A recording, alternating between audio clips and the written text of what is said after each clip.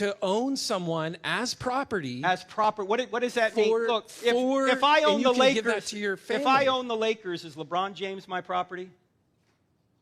Is it? If I own the version of Lakers, slavery, is LeBron James my property? Does the Old Testament actually justify slavery? Why does it use phrases like, "they shall be your property" in passages like Leviticus 25? If we wouldn't accept a book today that claims to be divinely inspired, yet permits slavery, why do we defend the Bible?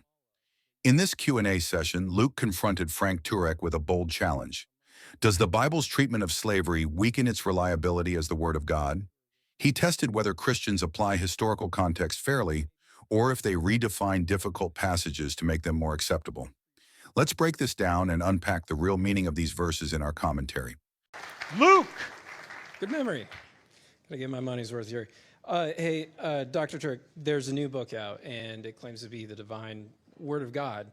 And it says, as for the male and female slaves whom you may have, it is from Guatemala that you may acquire them. You may also acquire them from among the Guatemalans residing with you, and from their families who are with you, who have been born in your land. They may be your property. You may keep them as a possession for your children after you, for them to inherit as property.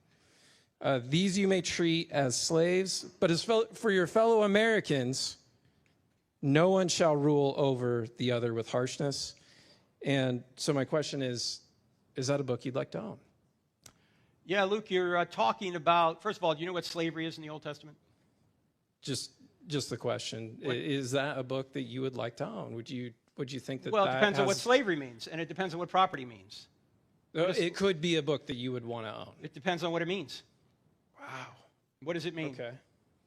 What does slavery mean in the Old Testament? Yeah, well, slavery here defines it. So it says, these you may treat as slaves, but as for your fellow Americans, no one shall rule over the other with harshness. So meaning for your fellow Americans, do not treat them with harshness. Why? Because the slavery that we're talking about here is harsh slavery. Okay, so whatever it is, it's harsh. What is this passage from in the Bible? Because you're just putting Guatemalans in for Mennonites or whatever. Go ahead. Where's it from? Leviticus 25. Okay. Have you ever read Paul Copan's book, Is God a Vindictive Bully? It's called, Is He a Moral Monster? That's the first one. The second one. The second one has a lot more about Leviticus 25 in it. Have you read it? Yeah. You have? Yeah, okay. So what does slavery mean? Well, here, Dr. Turek, I'll what define does slavery mean in the Old Testament? The passage defines what slavery is for us, so we don't have to go any further. No. It's to own someone as property. As proper. What does that mean? Look, if I own the Lakers, if I own the Lakers, is LeBron James my property? Is it? If I own the Lakers, version of slavery, is LeBron James my property? No. Yeah, he is. Yes, if we have a contract, he is. Not him as a human being, but his services are mine. Right? He just can't go to another team. Okay?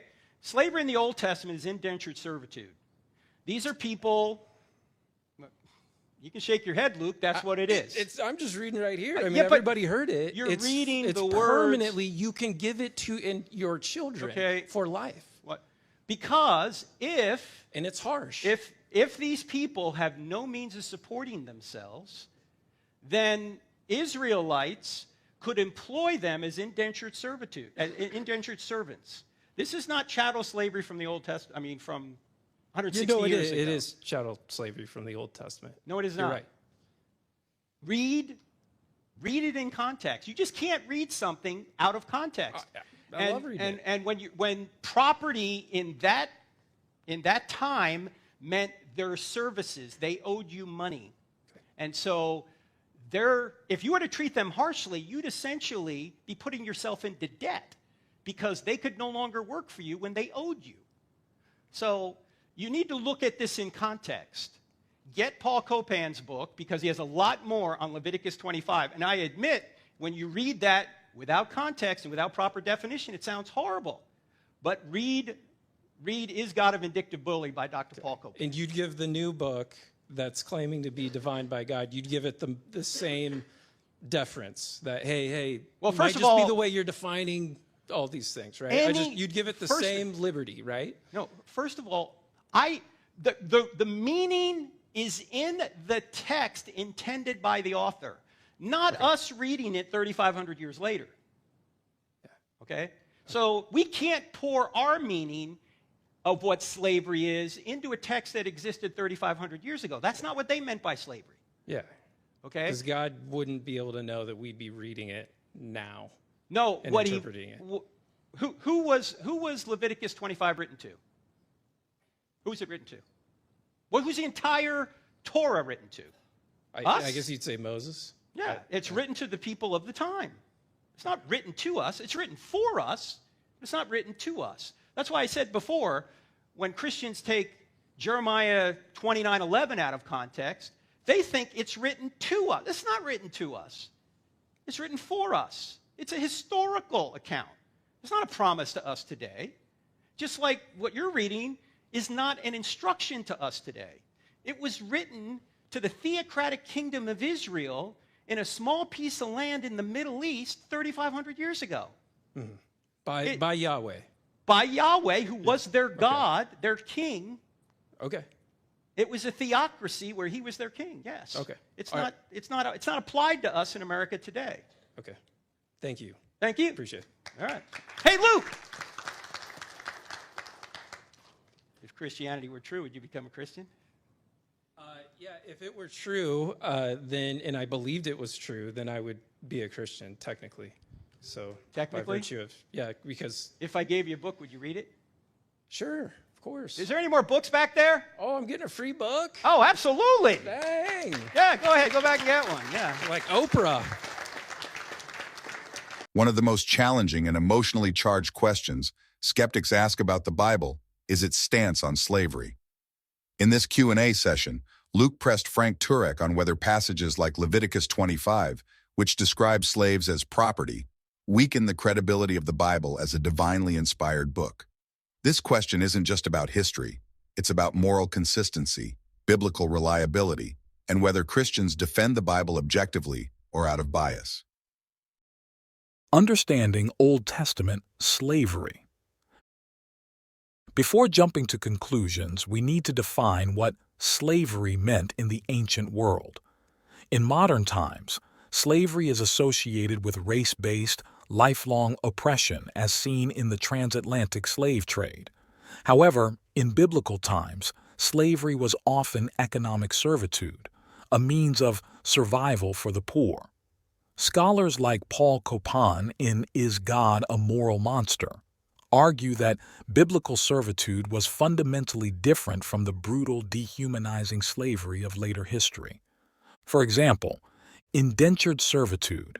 Many slaves were actually debt servants who worked for a set period to repay financial obligations. Exodus 21:2. Protection from abuse.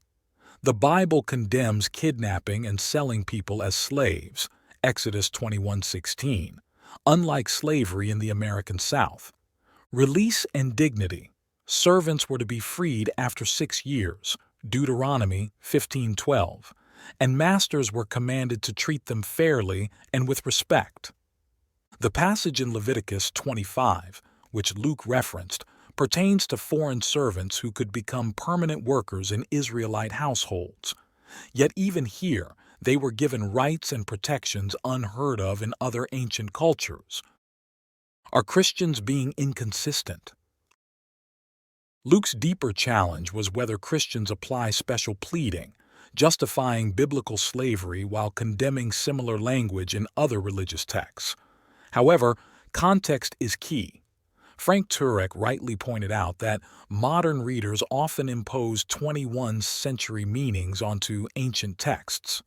The Hebrew word translated as property does not imply ownership of a person's dignity and worth, but rather a contractual agreement for labor, similar to a professional sports contract today.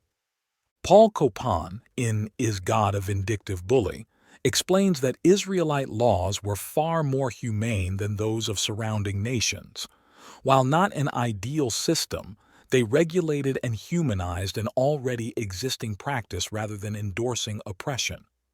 Frank's final challenge: if Christianity were true, would you become a Christian? Forced Luke to confront whether his objections were purely intellectual or if they masked a deeper emotional resistance. His hesitant response suggests that even if Christianity were proven true, accepting it would require a shift in worldview beyond just answering difficult questions. Luke's question is an important one, but when examined in historical and biblical context, the charge that the Bible justifies slavery collapses. As Christians, we must engage skeptics with truth and clarity, always ready to defend the faith. 1 Peter 3:15. For a deeper dive into this topic, check out the resources in the description, including books like Is God a Moral Monster? Paul Copan. Is God a Vindictive Bully? Paul Copan. The Heresy of Slavery. James Brewer Stewart. These books provide historical context and biblical analysis that equip believers to answer difficult challenges with confidence.